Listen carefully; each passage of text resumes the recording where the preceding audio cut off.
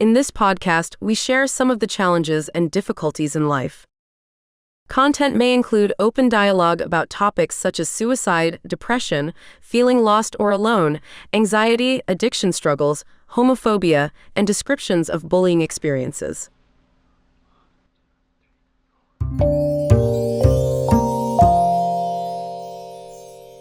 Ready? Hello, Cynthia. There's your microphone. Hello, Cynthia. Hi, Cal. Hello, Connor, our producer and director. He's doing such an amazing job, don't you think, Cynthia? Yes. Hi, Connor. Hello. And we have we have one guest. No, we have two We have guests two here. guests, Two guests but here. The second guest is the first guest story, Future. So, but he's important to this guest now. So, yeah, we do have two guests. Yeah. So why do we have these guests right here? Okay, we have Dennis and his fairly new boyfriend, Brian. No, Alex. Actually. Alex. It's actually Alex, but that's okay. Did I say it? I said Brian. His name's Brian. That's his government name. Alex. Okay, I'm sorry, Alex. But his drag king name is Sir Alexander Greyjoy. It's actually much longer than that, but we'll go with that today. Sir Alexander Greyjoy. We don't have that much time, right? It's going to go on and You on. have no idea. Well, anyway, I've met so many thousands and thousands of people. So if I get the names correct or incorrect, I apologize. But You were not I do wrong on either of apologize, those, Cal. Alex. You were not wrong on either of those. They Yes, both. you're good. You're good. Okay, so this is a time to meet this person. He's been a very dear person. He's been known to Bob and I for a long time, but Bob's no longer with us. And there was a void where this person was in our lives and then out of our lives and then back into our lives. And he has fond memories and he has his story to tell. So, Dennis, how old were you when you knew your sexuality was different from what you were grown with? Oh, third grade. Third grade? Oh, yeah. You knew real young? Absolutely. Yeah, I went to Catholic You knew school. that you had an attraction? Oh, yeah. I used to get in trouble all the time by the nuns for chasing the boys around the play yard at school. So, yeah, awesome. I absolutely knew what I was Yeah. into. Bob says that he knew when he was 5. Yeah. Yeah. Where did you grow up, Dennis? I grew up here in Riverside. Okay. I went to the same Catholic school that my mom went to, so I had a lot of the same nuns. And in fact, the school I went to high school at is right down the street from the BFE. So, yeah. How was it with your parents when you came out? Very difficult. It was one of those things that I was not ready for, and I wasn't trying to do at that time. I was outed by another family member in the middle of a crisis. We were losing one of my aunts at the time, so it wasn't really the time for that. No, it was during a tragedy, and then you just... And I wasn't even sure what my situation was for me in my own mind and head and heart, so Because you don't know what that is. Like you, as a young child, I just knew I was a little bit different, but I didn't know exactly what that meant. Plus I also grew up and I just want to preface this by saying I personally have no ill feelings towards the Catholic Church. That's just not my thing. I got you. It's okay if others do. That's fine. Your Well, path. no, my But I was regret... sheltered from a lot of that stuff in the church. Like I didn't really have any examples of anybody I could associate myself with in that way. Sure. Because that's the same thing that happened to me because it was all religion from the Bible Belt, and it was just like that hardcore against everybody except us, it's just... And my parents were loving, and I know they had gay friends. We just never called them the gay friends, the lesbian friends. And so my parents were never one that ever talked negatively about it or whatnot. So when I came out, part of asking me to leave was a handful of several things, including that. So it was a lot of confusion going on, and I was not equipped as a young gay man on how to take care of myself in the real world yet, So, we didn't have, in my era, we grew up where like you could die, get killed, beat up in an alley, if you told your truth about that. Well, those things were happening then, because there was terrible things that happened to gay people. And it was and the funny thing is, when I turned 18, that was kind of at a crux with us Gen Xers, where things started to go the different direction, where gay was becoming more mainstream, becoming more acceptable. We were seeing role models on TV that were not just clowns, comedians, whatever. And so it was a weird turning point at that time, because as a kid, I was ingrained with fear and regret about myself. But as I got to the real world, I had to deal with it all by myself. Yeah. And then I didn't, How old eventually. were you when this came out? I was 18. You were 18? Yeah. Oh, that was a real stressful time for you. So. And then you weren't with your parents anymore. What happened? So I ended up living I had my own truck, so I ended up living, because I didn't know how to provide for myself, nor how to take care of any of those aspects of adulting. I was so sheltered that I ended up living in my truck in Fairmount Park, which is a notorious gay cruising park, especially at night. And I was a terrified kid that just literally shook in my car every night, terrified of like the people trying to get in my car. I mean, like there was all sorts of like not appropriate people out there, and it was, for a young kid, it was not. Well, it's where safe. Everybody goes there: homeless, gays. It's the only place I could park my truck without them asking me to move along, to be honest, as well. So Yeah. But I was found there by a patron. I had come here at my 18th birthday in '94 from the school with my best friend. So we had been. And where is here? To VIP. I'm sorry, the VIP. Do you not? I don't know where I'm at these days. Me either. It's okay. It's all right. Which is literally like 5-6 blocks down the road from the high school, And so we came here because I had talked to my best friend about curiosity and was the only safe person. So we came here together, and that's when I met Bob and Cal for the first time. Actually, this place was a lot different inside the bar than it is now.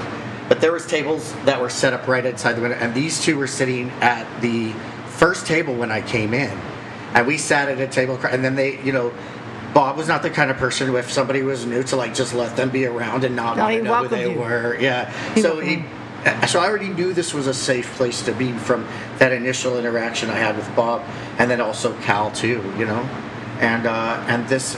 And It was mostly Bob. He was a talker. It was mostly Bob. Mostly Bob.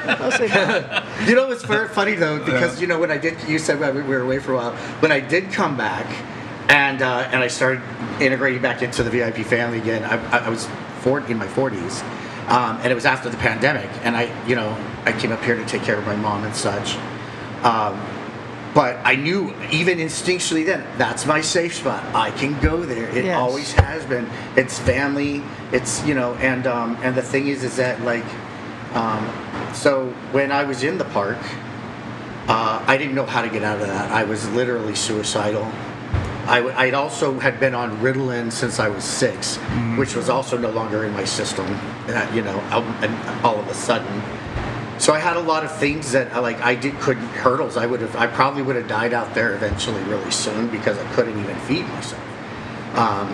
And so you actually became homeless, just like a lot of people. Like overnight, and a lot of gay youth were at our time, Yeah.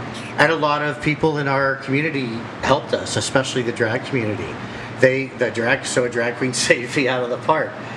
Their name is Montana Halston in drag, but is a friend of mine named Reggie, and although that was quite an interesting and heavy relationship he and I had, he did save my life. Okay, I'm glad you mentioned his name, because Reggie was the first female impersonator to come to Bob and talk Bob into doing a drag show.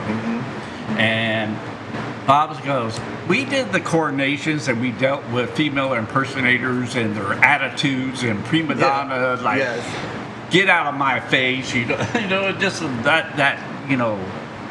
Pre-Drag Race. Yeah. Very pre-Drag Yes. Race. But It's not RuPaul's story right here. Montana talked Bob in and he said, okay, you can do a show, but and he set it up. I'm going to pay you pay the entertainers. Other words, we hire you and you pay them.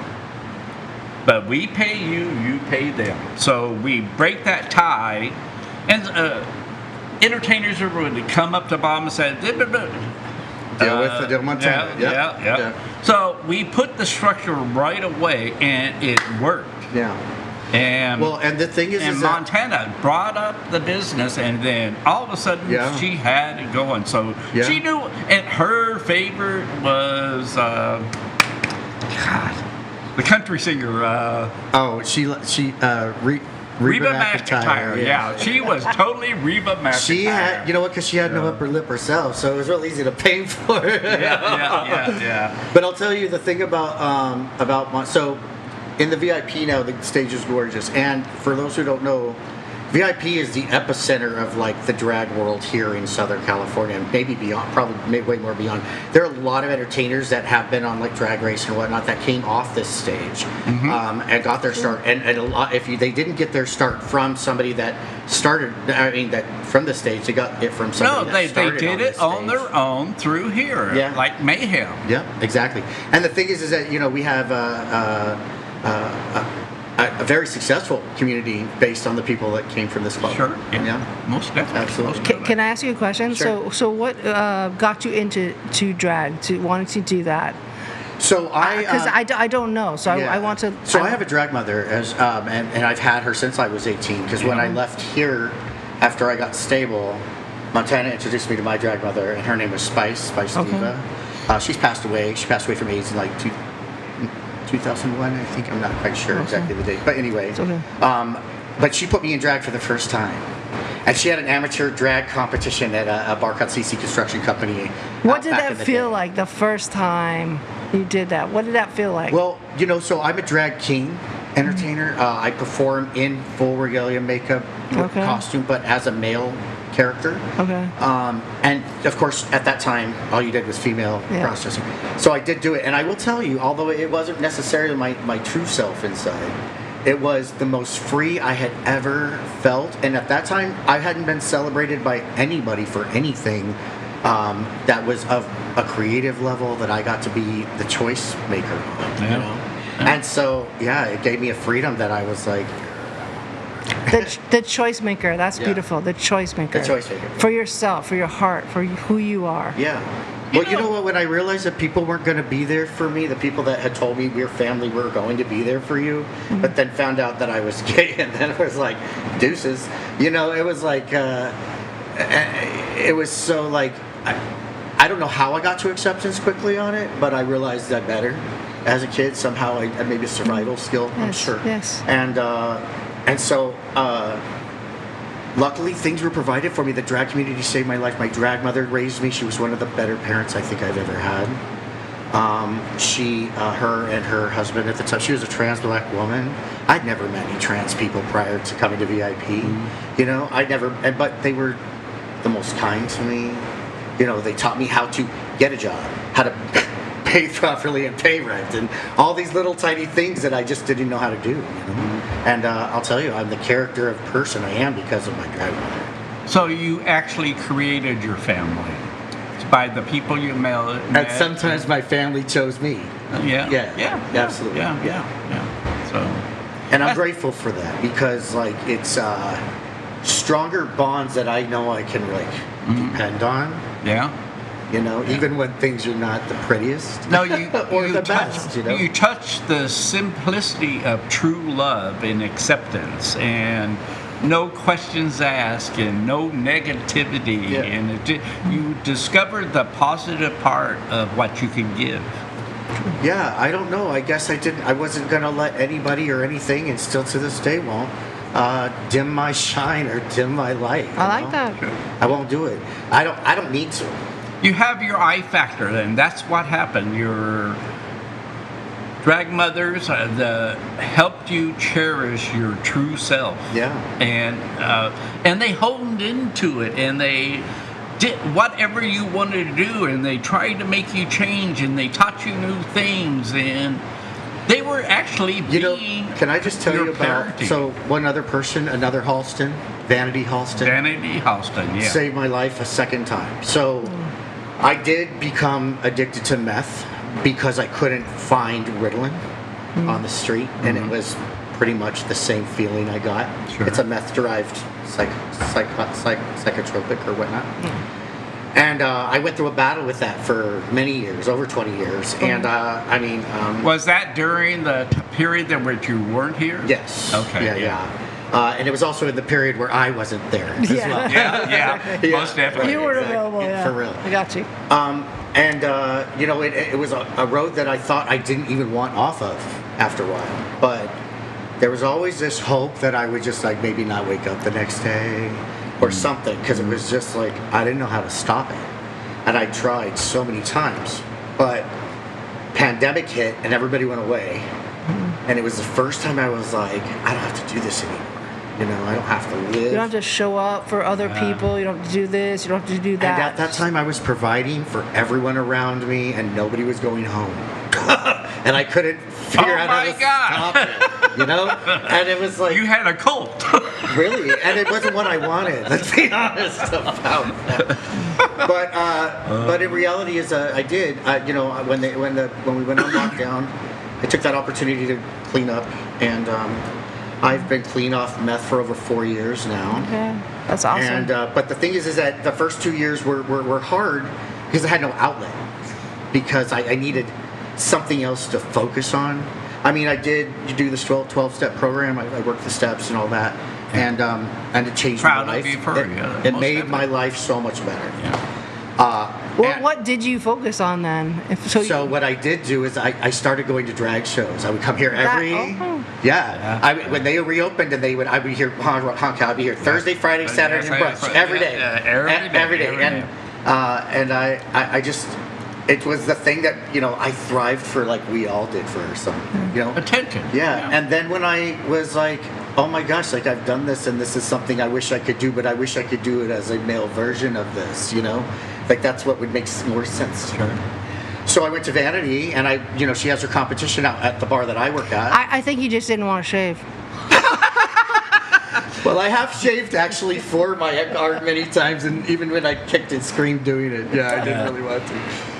No, you know what it is? It's that my persona is your daddy issue fantasy guy. You know what I mean? I'm the one that everybody wants to kind of like nestle up to, and he kind of stirs your little sexual desires, but also he's also there to care and be appropriate to you and all that. But that's good not the stuff. person that you missed in your life. You wanted That's that who I- kind that's of person. exactly. It was a that's what you're doing. therapeutic You reach be out. that person that you wanted as a child. That's so. Absolutely. Gotcha. And so I found the way to heal that. And let me tell you one thing about going to Vanity.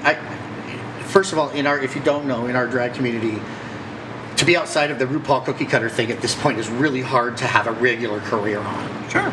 If you don't have that backing. And obviously kings, such as myself, being also a bio-king, biologically male, male entertainer. There's that challenge that I can't even get booked, even if I'm good. I have to be great, and I have to bring it every time, like to a whole nother level, Sure. in order to be received equally, if I'm even that, right? Yeah. So the thing is that like I went to Vanity, I said, I know this is a challenge, but this is what I want to do, and she welcomed me on her stage. We're family. I've known her for 27 years or so, and I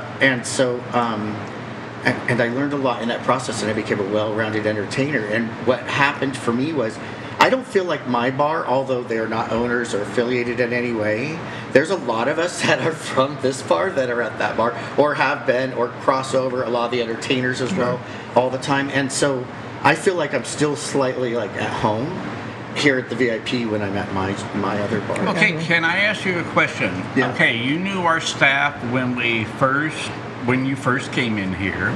Yeah. Were they welcoming and did they treat you with respect absolutely. and pride? Yes. Now, when you came back, did the staff and everything treat you the same?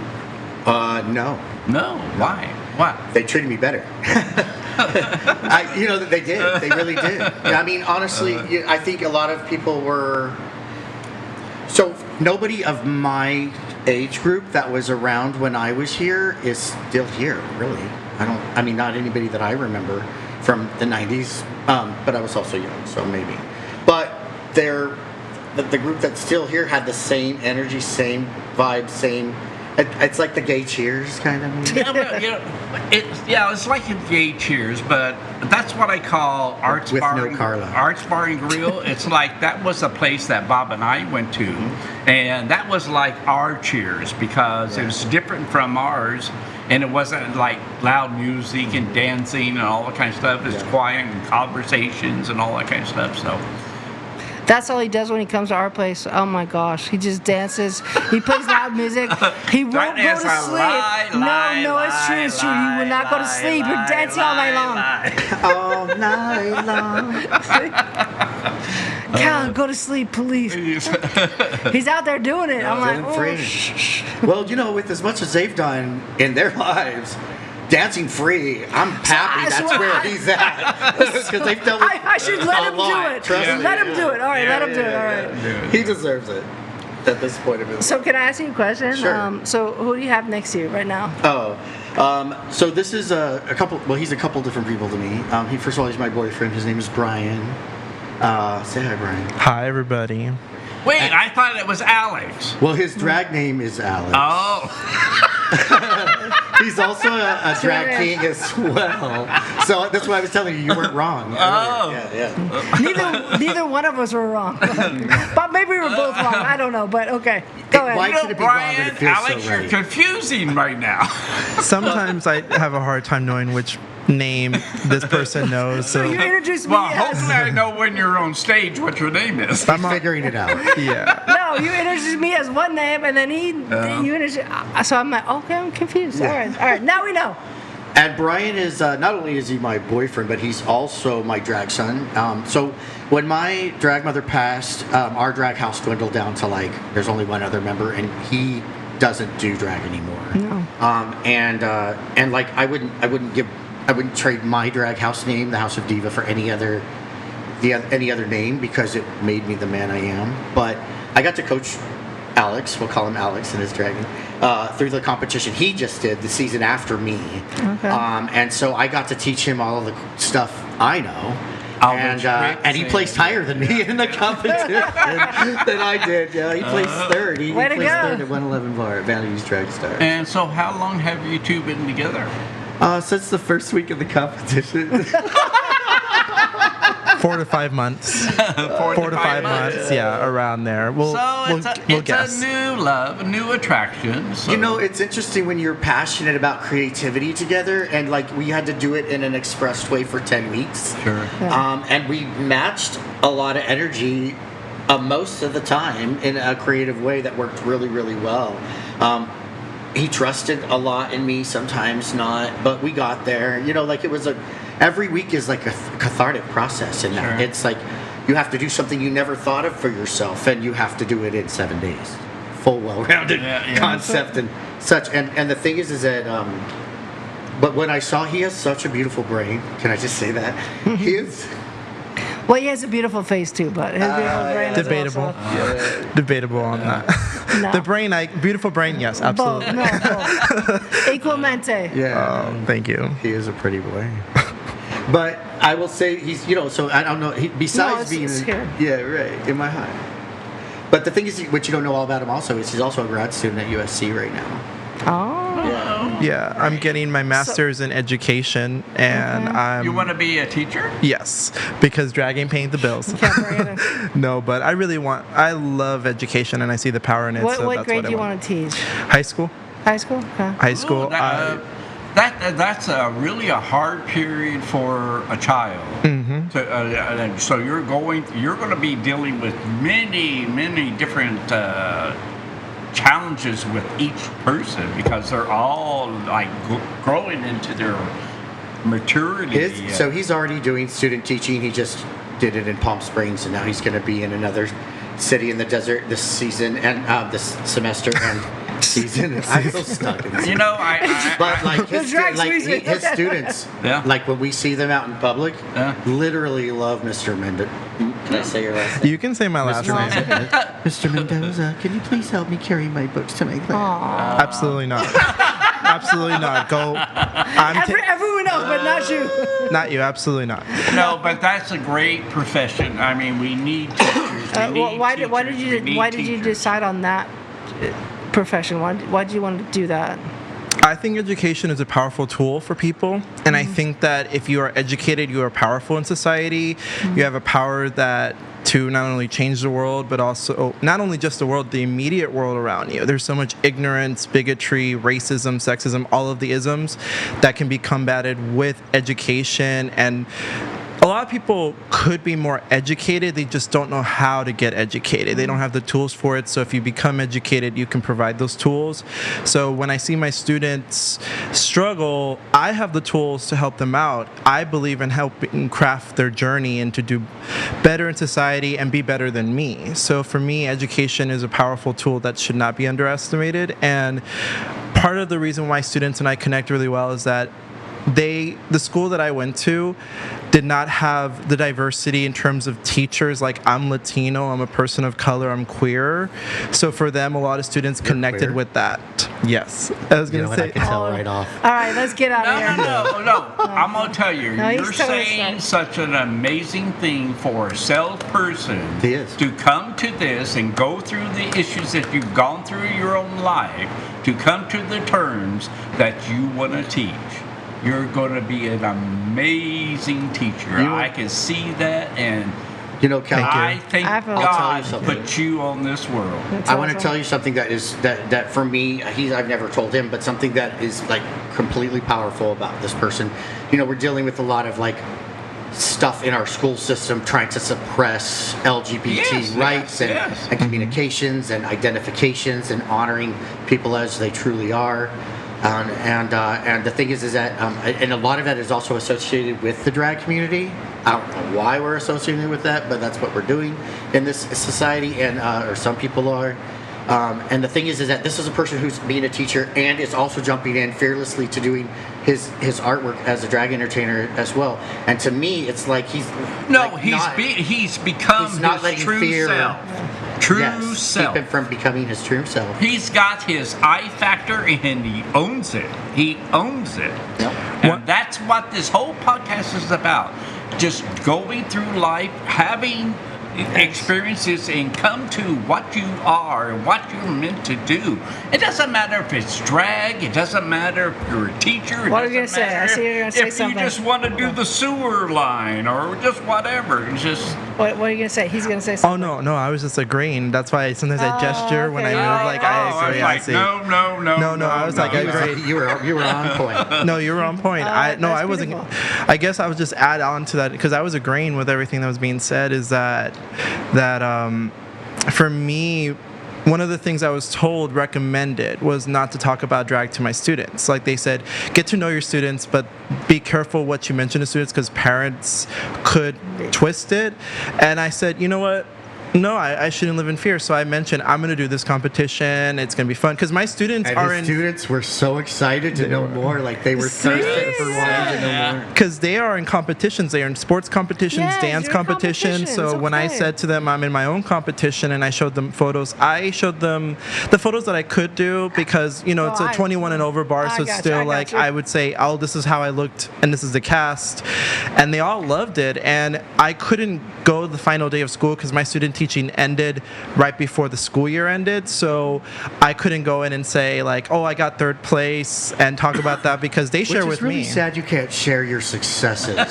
Yeah. But because of other people's ideology or belief system that doesn't even match yours. You know. Can I share something? Knowledge is wisdom. No. Can I share you something? succeeded, and that's the I factor. I mean, you should be able to say, "Hey, I placed third. I did really well." Yeah, you should. I would like to share that with my Can I friends say and Can I say support something? group, you know? And Connor will have to edit out because I know this is my girlfriend right there. So she's a teacher. Sherman. Sherman is a first grade teacher. And no, but she Sherman. goes through that same struggle. With what you're talking about is like, what do I say? What am I allowed to say? How can I say this? So we'll edit all. It's fine. We'll take it all out. But am I right? This is exactly. I see her smiling and listening to you and your story. No, he will take it out. It's okay. Look, but here's the thing too, though. We have to show up and do that stuff. See? We can't let people stop us from doing that because that's what they're hoping we do. They're trying to suppress us from being real people and being considerate of what they feel is I'm one gonna thing. tell you, Bob but we're and I- suffering in the process. That's true. Bob and I struggled through that through our younger years, from '69, and we went through. I mean, I back believe then, it. it was the beliefs were like against blacks, against interracial marriages, against Mexicans, And if we're not against careful, gays. we could be right back in that spot here in a And couple it's We months. almost scary, are. We and we're almost are. going back in that direction, And it's we like, don't deserve that. oh my God, We don't deserve that. Look, here's the thing that's really great about this place that we're at. It's our safe haven, right? It's been safe for a lot of people for many, many, many, many years. And Bob and Cal created a space that they wanted. So that's why it's been 18 and over, right? Right, Yeah. Cal? Because we needed honestly probably even more safe spaces than that then. But this was the only 18 and over gay LGBT place that you could come and you could literally, not have, you didn't think about. You just be yourself.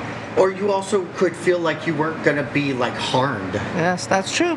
here, I will also mention that in a lot of queer spaces, and specifically I do have queer students, they sometimes feel like once they get out of high school, they don't really have a space until they're 21. So to have a space like VIP that is 18 and over, I can tell my students, you know what, you can't legally drink, but at least you'll go to the It's a little space. bit of a drive, but it's a really good time. At least you'll have a space there. And I think I would love Palm Springs in particular to encourage more of that middle ground space between high school and 21, because I feel like that's There a space. used to be, when I was a kid, there was a club called Daddy Warbucks, and it was an 18 and over bar. It was called a juice bar. Because all they served was juices and sodas. But that was really ended up being like an old man bar that was picking up on little twinks and stuff. Well, I mean, it's called with Daddy the name, Warbucks. Daddy Warbucks. I mean, come on. No, Hey, but wait, thank you for sharing that. No, I appreciate that because that's what there's a person in my life that is a teacher and struggling with that. Like, how do I? Because there's has to be a child in this classroom that is gay or is struggling or whatever. So how do you handle that? So you're saying you're just being brave and being yourself, and you're putting that out there just by being yourself. That is brave. I'm serious. That's brave. Being yourself, and you could get backlash from our society and all that stuff. But And I was going to say, they also, I mean, if you're not yourself, they're going to give you backlash anyways. So if you assimilate, That's they will hate you for not assimilating enough. And so you just got to be yourself, because if you assimilate, then they'll say, oh, you didn't assimilate Enough. enough. Yes. There's something. It's fake. and I you know? because I can see that. I think that our world kind of offers kids you. will see falsehood right away. Well, I They think do if you know put it. that vibration of energy in that direction, like I'm going to do this and fearlessly, like then the universe is also going to grab onto it and be like, okay, we support it. You're going to be able to Yeah. do it. Yeah. You'd have a better chance in that way than if you kind of tiptoe around and try to hide. But I do want to say one more thing about Bob. Oh, please do. So, Please. okay, so there was. You can edit this out if you don't want to, but I feel like I want to tell you this story. Sure. So there was one time we were in the parking lot and somebody had pulled a gun on somebody out in the Staples side, not in the VIP parking lot. And it wasn't on one of our patrons, but they was, kind of a thing. And Bob had seen it. And I swear to God, I never was more fearful of anybody in my life. Bob came in here and he came and got his gun and he went out there and he stopped that immediately. He said, this is not a place for that. You cannot do this here. And if you come back, we'll handle it ourselves. And, and never saw that happen again.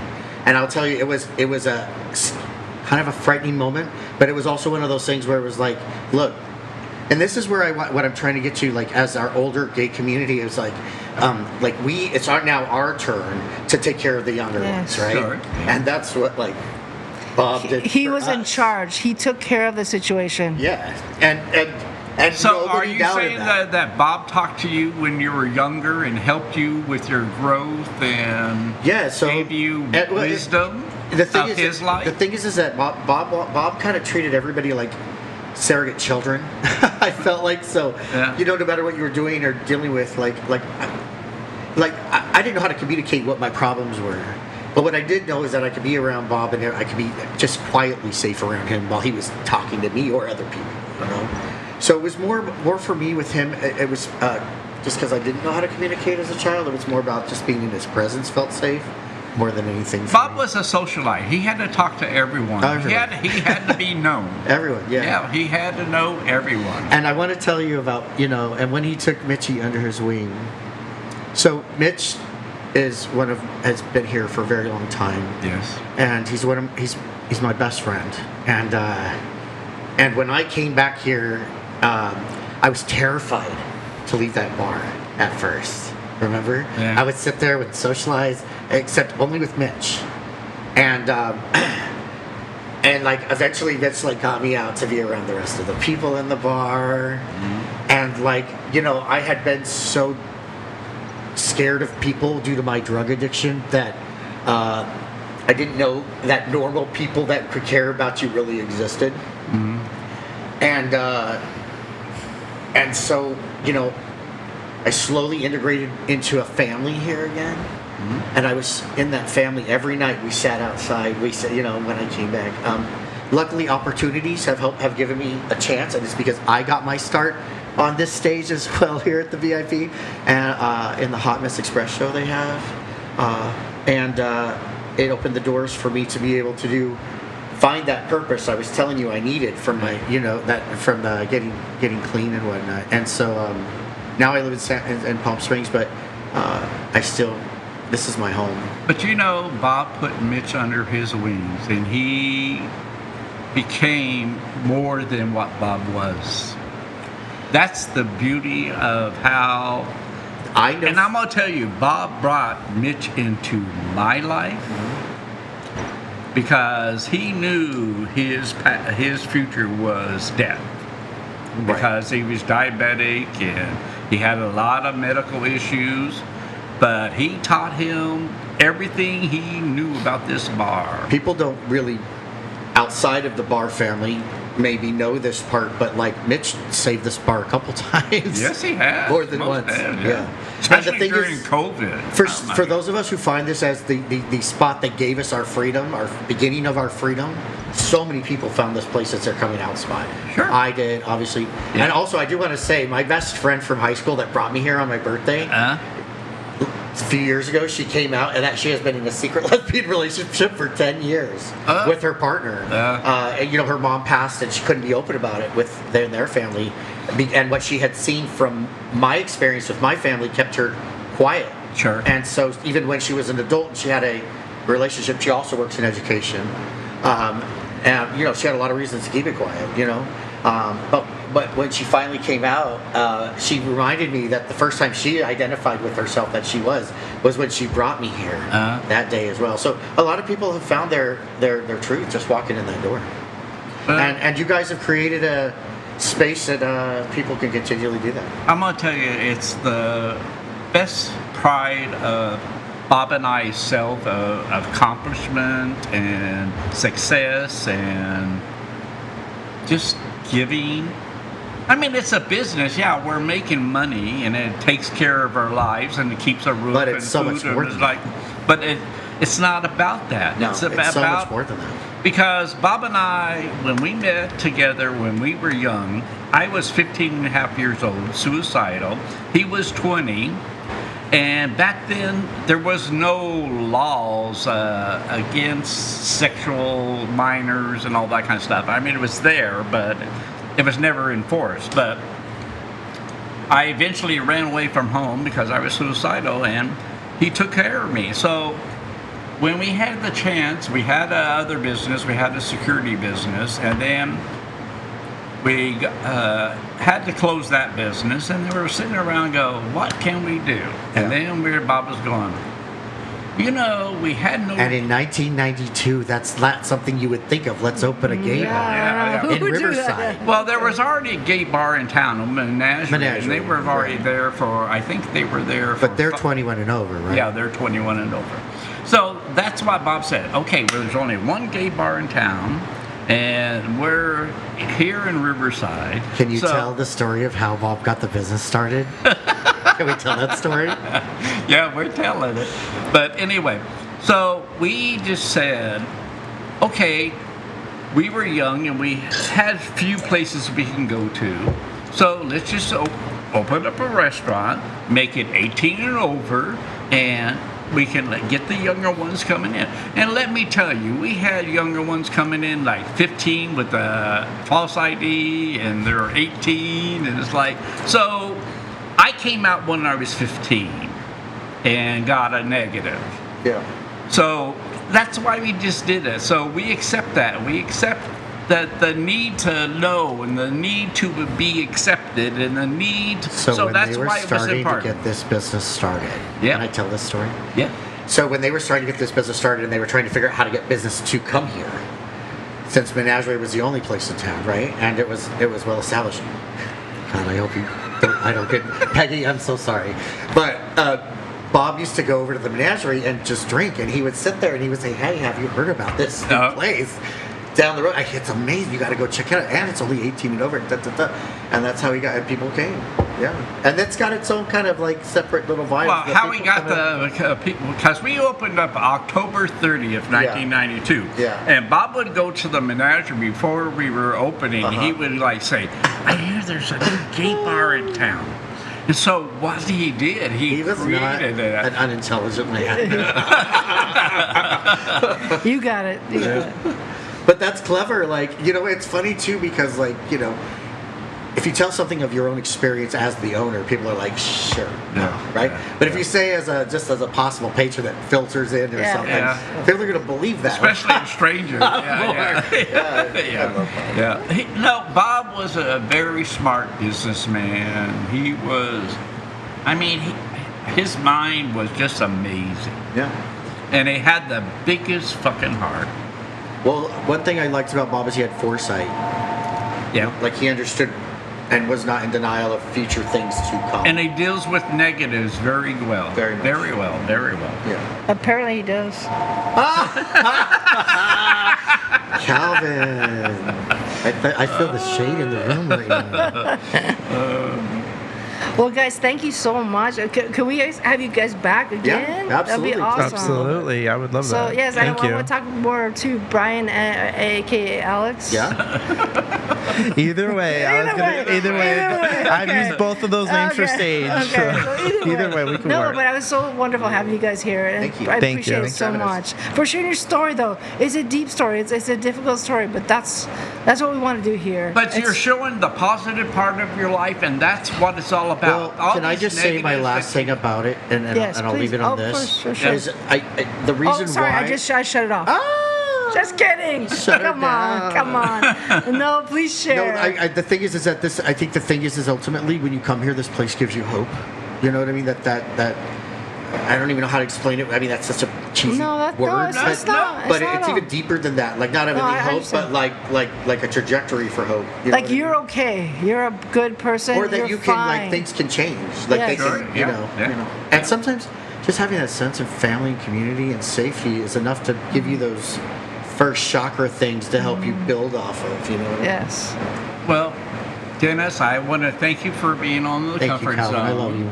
And Brian, Alex, I want to thank you for being on the comfort zone. Thank you for having me. Now we want to hear more from both of you. So So, course. did you feel comfortable being on the comfort zone? Oh yeah, absolutely. How about you? Oh, I definitely felt comfortable in my comfort zone. Oh, Lord. We'll just call her cozy. Cozy. cozy. All right, whatever. Well, thank you guys so much. I appreciate it. Thanks for Thank having you. a dynamic king duo and Wonder Twin Powers. Well, activate. okay, wait, we have one more. When are you guys going to perform next? Well, I will be out for a few months because I'm having knee surgery, but this one will be in. He's going to be the lead in a drag musical called In the Heist. In the Heights. In the Heist. It's going to be at 111 okay. Bar, and that's August 22nd. What else are you doing? Is it in Palm Springs? Palm Springs, the Okay. 111 bar, and there's. I have another thing, the 18th. Of August. Of Do you August. shave? No. I don't really. Sometimes. I've only shaved once to do Frankie Valli, and I will say that I was a terrible Frankie Valli impersonator. So we'll work on that. We'll I'm work not going on to say that was That's wrong. okay. That's all right. I mean, Well, you don't have to shave. you- but you in Palm Springs at the, what do you say, the 101 Club? the 111 bar. 111 And bar, okay. I think it's technically Cathedral City, but it's on Highway 111 in Palm Okay, Springs. okay. Yes. And what are the dates that are going to be there? August 18th, I'm doing what they call the Drag Star Showcase, where the competition, they have the people that competed rotate in the cast. So I'm Okay. on the 18th, and then the 22nd is a Thursday. I'm playing That'll be the drag musical In the Heist. In the Heights. I play Usnavi, which is the Lin-Manuel Miranda part in the musical. Okay. So And I'm excited I will about be that. sitting on my couch with my leg above my heart so my knee can heal. We didn't ask about you. We don't care. I'm just kidding. Just record Nobody wants yourself. to watch that either, I'm sure. Just No, record thank If you you. could just throw dollars at me anyway, I'll be really happy. All right. Thank you guys for. Thank you you. guys for. Thank Yeah, you. thank Appreciate you it. very much. And we'll definitely have you back on again. Yes. That's for sure. Because we love laughter. Thank you, Connor. Thank you, Connor. Thank you. Thank you for having us. Thank you. Thank you, Cynthia. Thank you, Cynthia. Thank you, Calvin. Thank you. If you are experiencing painful thoughts or are in need of support, please reach out to someone. Your mental well-being is important to us. Mental health services are free and available to you. You have value and you are worthy of kindness and help. Reach out and talk. For 24/7 free and confidential assistance, call or text the Suicide and Crisis Lifeline at 988, or call the National Suicide Prevention Lifeline at 800-273-8255.